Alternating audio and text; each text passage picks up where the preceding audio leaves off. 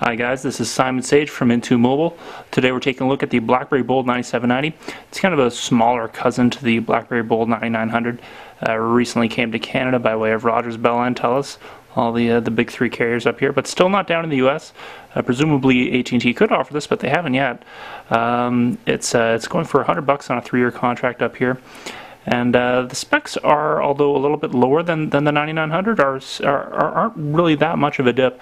The processor clocks in at 1 gigahertz. There's a 768 megabytes of RAM in there. There's a 5 megapixel camera on the back here with autofocus and LED flash. Autofocus is actually something the 9900 is lacking, so the 9790 here is already doing pretty good. There's a 40 by 360 touchscreen on here, so that's a bit lower resolution than the 640 by 480 you'll find on the BlackBerry Bold 9900, and it generally runs pretty smoothly. You know, it's still the same BlackBerry 7 experience, which in turn wasn't that much of a leap from the BlackBerry 6 experience, but at least it's good and responsive here, and you've got a nice keyboard, a little bit smaller than the Bold 9900. Style-wise, there's a lot of the same stuff going on here that you've seen with the other OS 7 devices. Namely, one of my favorite additions is the new volume media keys here, where it's just a really tiny sliver, and you got a small bump for pause, play, and mute. Up top we've got the single lock key, and down below we've got the micro USB slot. I'm still not a huge fan of the bottom slot there. It makes sense for docks, but I find that when it's at my desk, it means that I've got wires coming around in front of me, or I've got to spin the phone around, so just slightly awkward. But on the whole, you're going to see a lot of the same stuff here as you have in the other OS 7 devices, such as near-field communications that is enabled, I believe, on this version. Carriers have the ability to lock this stuff down, so it really varies based on where you pick it up. There's still no mobile hotspot here, but that is an OS update that seems to be making the rounds lately.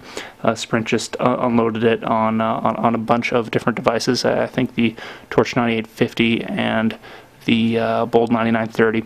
So presumably this one will be getting that feature soon. Just for as far as the core BlackBerry experience goes, a lot of stuff happens in the messaging application here. You get your email, instant messaging stuff, Facebook messages, of course BBM. It's a very popular instant messenger, exclusive to other BlackBerry users. You also get notifications for, say, application updates. So it's really a nice hub for getting everything together in one place. Third-party applications can plug into it. There's also universal search, so you can just start typing from a dead start here, and you start getting local and extended search results here. So you can launch into a Google search, or see locally what you've got in your calendar or contacts. So pretty handy. Definitely inspired just a little bit by WebOS, like a couple of other RIMS products, but that's not necessarily a bad thing. It's definitely a nice layout here. We've got different ringtone profiles depending on what works for you, so you can set different ringtones for specific contacts as you will. We can show you App World here real quick. This has been recently revamped, so they've got kind of a new carousel layout. And they've just recently updated so that there are gifting options. So you can actually say to one of your other BBM contacts, "Hey, I want this app," and then they can buy it for you all through BBM, which is kind of cool.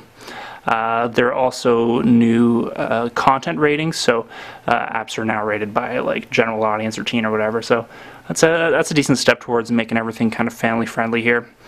You may have seen one thing here in the carousel, BBM Music.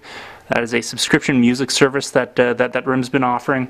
I'm still not sold on it, but for $5 a month, you get to pick 50 songs that are within your personal library. Then you expand that library by adding new BlackBerry contacts. So basically, you get to listen to the crappy music all of your friends pick. So I haven't been enjoying it myself too much personally, but we can launch into it real quick here. You can take a look at what it's like. There's an update stream here, so you can see new people that your contacts have started sharing with. as well as dig around through. I've switched devices recently here, so but it's all right. I find licensing can be a bit of an issue, but that's kind of an ongoing thing for any subscription-based music service, where you have a song in your library, but then the copyright holder pulls their cooperation from such and such a service, so all of a sudden you don't have a certain song in your playlist. There's also geographic limitations too, so if you have friends in the US, you can't get access to their music, or for the most part anyway, because the licensing issues for music is very different across borders. So it's a bit of a mixed bag. I would much rather just pay $10 a month rather than the $5 and get RDO or Slacker. So anyway, on the whole, I'm pretty happy with the BlackBerry Bold 9790, and almost happier than I was with the Bold 9900. I would say battery life goes a long way for that. You know, there's a slightly cooler processor here on here, and the screen resolution is a little bit lower, but still very sharp. I'm still perfectly happy with it. You know, comparable screen resolution here, just as fast, a couple of hang-ups, but nothing really serious, and a camera with autofocus. It's quite the novelty, huh? So anyway, feel free to swing by intomobile.com for our full review of the BlackBerry Bold 9790.